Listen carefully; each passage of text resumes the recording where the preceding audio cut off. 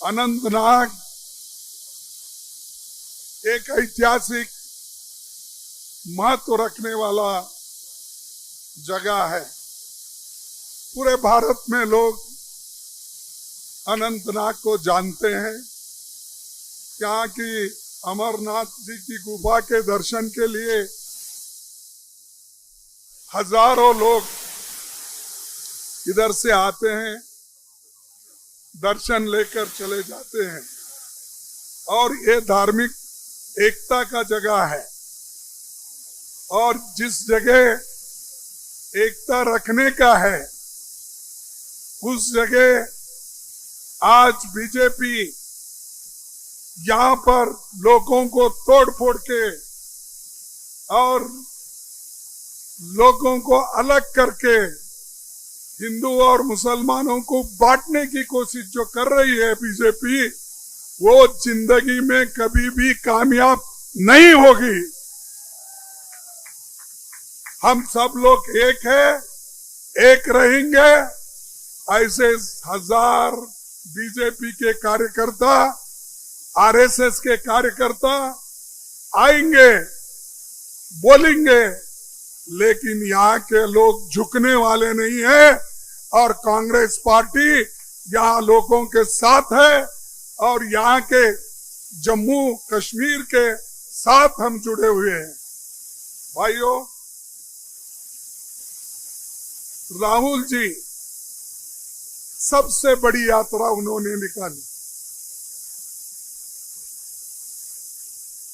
हमारे कन्याकुमारी से लेकर कश्मीर तक, और कश्मीर में हमारा यात्रा समाप्त हुआ।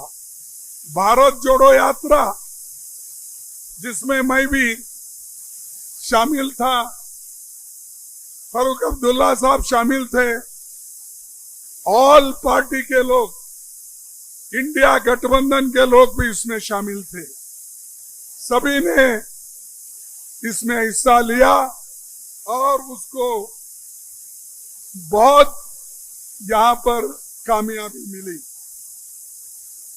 नेशनल कॉन्फ्रेंस और कांग्रेस की गठबंधन, ये देखने के बाद बीजेपी घबरा गई है, बौखला हो गई है और वो चाहते हैं, उसीलिए वो जम्मू कश्मीर के लिस्ट बार बार बदलते जा रहे हैं। कभी शाह बदलता है लिस्ट, तो कभी यहाँ के नेता बदलते हैं। इतना घबरा गए हैं, दो दो तीन तीन लिस्ट उसमें बन रहे हैं, बगावत वहां पर हो रही है। तो इससे ही आप समझिए, इंडिया गठबंधन के एक ही के साथ, यूनिटी के साथ जब काम कर रही है, इसीलिए वो लोग डर गए। मैं उन्हीं के एक आदमी का काम बताऊंगा।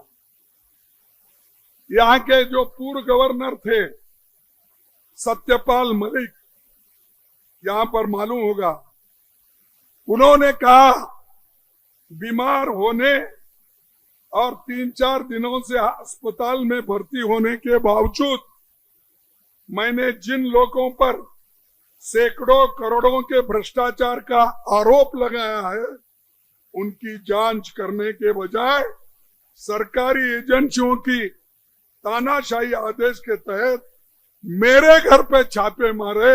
ये एक गवर्नर कहता है, जो गवर्नर उनके ही जमाने में यहां पर था। आप सोचिए कितने चोर, कितने भ्रष्टाचार यहां था और कितने उनके सेक्रेटरीज, काम करने वाले लोग यहां पैसा कमा के गए, भ्रष्टाचार के फाइल रख के गए। उसके ऊपर एक्शन लेने के लिए अगर एक पूर्व गवर्नर कोशिश करता है तो उसी के घर पे छापे गिरते हैं। और इन्हों तो चोरों को छोड़ देते हैं, जो असल बात बोलते हैं उन्हीं को पकड़ लेते हैं।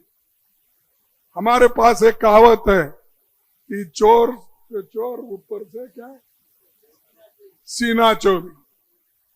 ये ऐसा है, खुद के लोग तो चोर है ही है, और दूसरों को ये बोलते हैं जोर से, ताना सीन अपना छाती ये करके कि हम सब यहां पर करप्शन बंद करने के लिए आए हैं।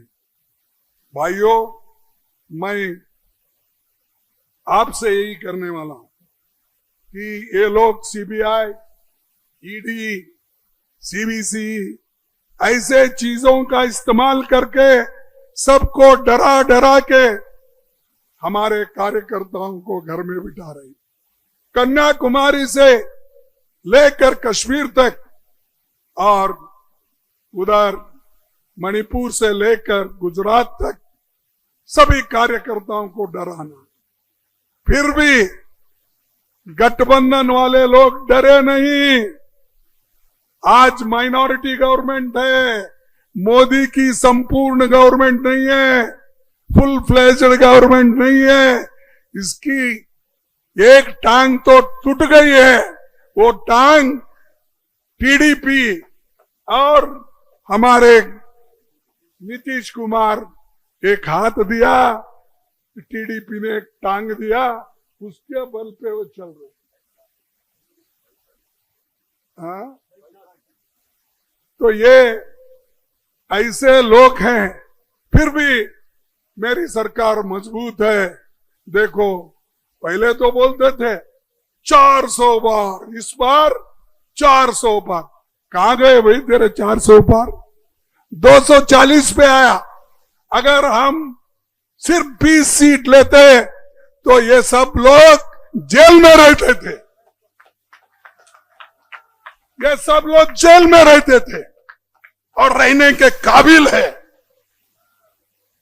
तो इसलिए मैं कहूंगा भाइयों, आप निराश मत हो, लड़ो। आपके सरदार, आप लोगों के कैप्टन मजबूत है, डरने वाले नहीं है। यहां से लेकर वहां तक सब कोई डरने वाला नहीं है।